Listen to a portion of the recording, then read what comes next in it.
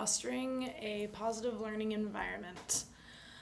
I think it's something that we all kind of do naturally, at least those of us in this cohort, as we have quite the group of fantastic individuals and future teachers. I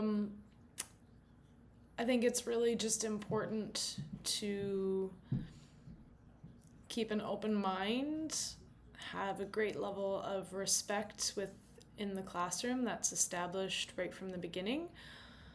I think allowing the students to know that we are all kind of learning together, and then being able to pose questions to your students so that us as teachers can potentially learn from them,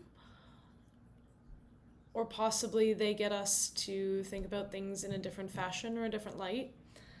When watching the TED Talk about positivity and the 3 rules to spark learning, I think it's really fabulous to ask the questions first and really engage their minds, even kind of considering my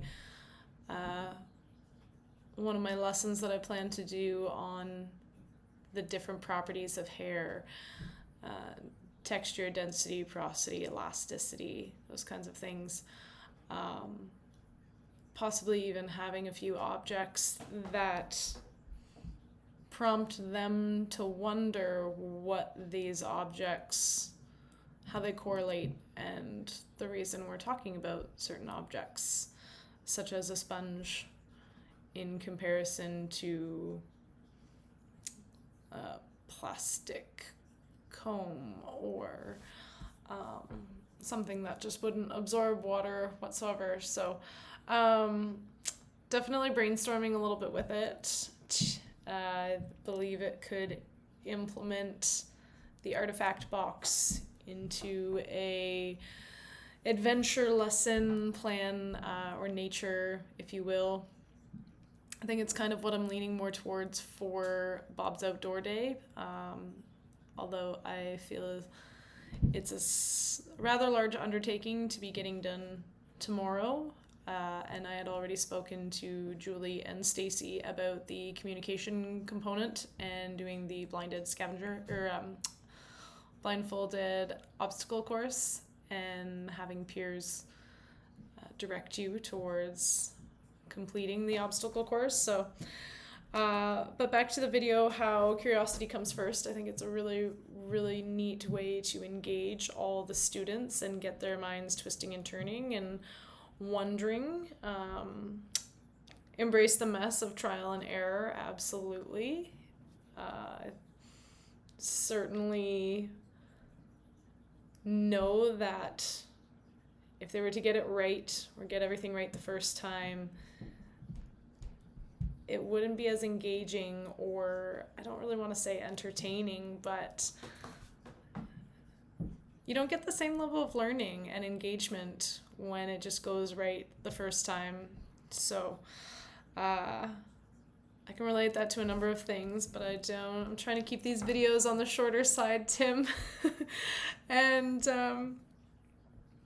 really just, I know myself, the lessons that I have learned through and through is because I learned the wrong way.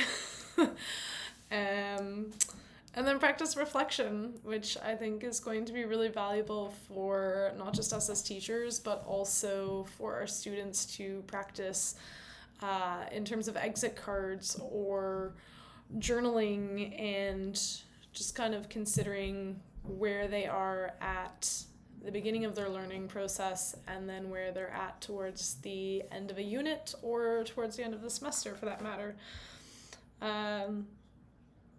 I feel like curriculum development and principle and methods are the 2 most valuable courses in the teacher program, and what we will carry on with us. There's been some added layers to in terms of awareness, if you will,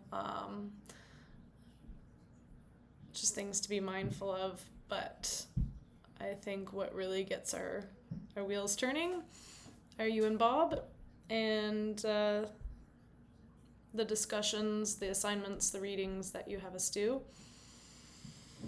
And honestly, looking at my calendar and knowing that we are 3 weeks out until being done, as much as I'm super excited to have time to life, I don't want to say devastated. I'm not devastated, but I am going to be super sad to part ways with our cohort. Every last one of them. Tim, especially you. The thought-provoking, engaging conversations with a fantastic amount of humor being sprinkled throughout. I will certainly miss your beaming smile. So yeah, before I tear up on camera, that's all.